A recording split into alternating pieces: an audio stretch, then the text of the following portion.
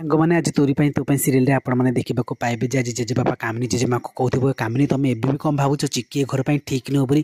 ଆରେ ତମେ ନାତୁଣୀ ମୁହଁରେ ଏତେ କାହିଁକି ବାନ୍ଧି ଯାଉଛ? ଏତିକି ତ ଦେଖ ସେ ଝିଅ ତମକୁ ଖୁସି କରିବା ପାଇଁ କେତେ କ'ଣ ନ କରୁଛି। ଆଉ ମୁଁ ତ କହିବି ଚିକିଠୁ ଭଲ ବୋଉ ଆଉ କେହି ବି ହେଇପାରିବେନି।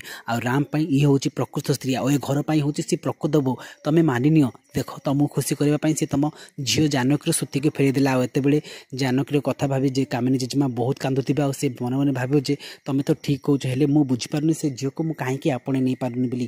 ଆଉ ଏପଟେ ସିନ୍ରେ ଆପଣମାନେ ଦେଖିବାକୁ ପାଇବେ ଯେ ଆଜି ରାମ ୱାର୍ଣ୍ଣିଂ ଦେଇ କହିଛନ୍ତି ରୋହିତ ଯେତେବେଳେ କହିବେ ଯେ ଷ୍ଟୁପିଡ୍ ଏଥିପାଇଁ ମୋତେ ଆଜି ହାରିବାକୁ ପଡ଼ିଲା। ସେ ତ ଲେଖିଦେଲା ଡାଏରୀରେ ଡେକୋରେସନ୍ କରିବା ପାଇଁ, ହେଲେ ମୁଁ ବୁଝିପାରିଲିନି ମୁଁ କାହିଁକି ଡାଏରୀକି ଚୋରି ଆଣିଲି କେଜାଣି। ଏ ଷ୍ଟୁପିଡ୍ ଡାଏରୀ ପାଇଁ ମୋତେ ଆଜି ଇନସଲ୍ଟ ହେବାକୁ ପଡ଼ିଲା। ଆଉ ବୁଢ଼ୀ ପୁଣି ତାପରେ ଏତେ ଇମ୍ପ୍ରେସ୍ ହେଇଗଲା।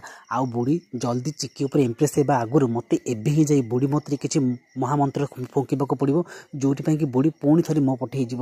ଆଉ ଏମିତି କହି ଯେତେବେଳେ ସେ କାମିନୀ ଜେଜେମାଙ୍କ ରୁମ୍କୁ ଯାଉଥିବେ ଏ ସମୟରେ ସେ ଦେଖନ୍ତି ରାମ ସେ ରୁମ୍ରେ ଠିଆ ହେଇଛନ୍ତି। ଆଉ ରାମକୁ ଦେଖି ରୋହି ପୁରା ଡରିଯାଆନ୍ତି। ଆଉ ଯେତେବେଳେ ରାମ କହିଛି ମୁଁ ତମର ସବୁ ସିକ୍ରେଟ୍ କଥା ଜାଣିଦେଲି ରୋହି। ଆଉ ଯେତେବେଳେ ରୋହି କହିବେ ମୋର ସିକ୍ରେଟ୍ କଥା, ଆଉ ଯେତେବେଳେ ରାମ କହିବେ ଯେ ମୁଁ ଜାଣିଛି ତମେ ହିଁ ଚିକିର ଡେକୋରେସନ୍କୁ ଖରାପ କରିଥିଲ। ଆଉ ଏ କଥା ମୁଁ ପୁରା ପ୍ରୁଫ୍ର ସହିତ କହିପାରୁଛି। ଆଉ ଯେତେବେଳେ ରୋହି ଏ କଥାକୁ ନା କହିବା ଆଉ କହିବେ ନାଇଁ ରାମ ମୁଁ ଏମିତି କେବେ ବି କରିନି। ଆଉ ଯେତେବେଳେ ରାମ କହିବେ ଚୁପ୍ ମୁଁ ଜାଣିଛି ତମେ କେଉଁ ଟାଇପ୍ର ଝିଅ ବୋଲି। ଆଉ ତମେ ଯଦି ଥରେ ମୋ ଚିକି ସହିତ ଲାଗ କିଛି ନେକ୍ସଟ କମ୍ପିଟିସନ୍ରେ ତାଙ୍କ ସହିତ ଭୁଲ ଭାଲ କରିବାକୁ ଚାହଁ ତାହେଲେ କେବେ ବି ଭୁଲିବନି। ସାରା ଦୁନିଆର ନଜର ସେତିକି ମୁଁ ତମ ଉପରେ ନଜର ରଖିଛି। ଏ ଘର ପରିବାର ଲୋକ ସମସ୍ତେ ତମ ଉପରେ ନଜର ରଖିଛନ୍ତି କିନ୍ତୁ ମୋର ନଜର କେବଳ ତମ ଉପରେ ଅଛି। ଆଉ ମୋ ଚିକି ସାଥିରେ କିଛି ବି ଯଦି ଭୁଲ ହେବ ନା ତାହେଲେ ମୋଠୁ ତମ ପାଇଁ ଖରାପ ଆଉ କେହି ବି ହେବନି। ଆଉ ଏହା ଶୁଣିଲା ପରେ ରୋହି ପୁରା ଡରି ଯାଇଛନ୍ତି। ତ ଫ୍ରେଣ୍ଡସ୍ ଆପଣମାନଙ୍କୁ କ'ଣ ଲାଗୁଛି ନେକ୍ସଟ କମ୍ପିଟିସନ୍ରେ କ'ଣ ସତରେ ରୋହି ଜିତିବ ନା ଚିକି ଜିତିବ? ଜାଣିବାକୁ ଚାହୁଁଥିଲେ ଆମ ସହିତ ଯୋଡ଼ି ରୁହନ୍ତୁ। ଆଜି ଭିଡ଼ିଓଟି ଭଲ ଲାଗିଥିଲେ ଭିଡ଼ିଓକୁ ଲାଇକ୍ କରିବା ସହିତ ଚ୍ୟାନେଲକୁ ସବସ୍କ୍ରାଇବ୍ କରିବେ। ରହୁଛି ନମସ୍କାର।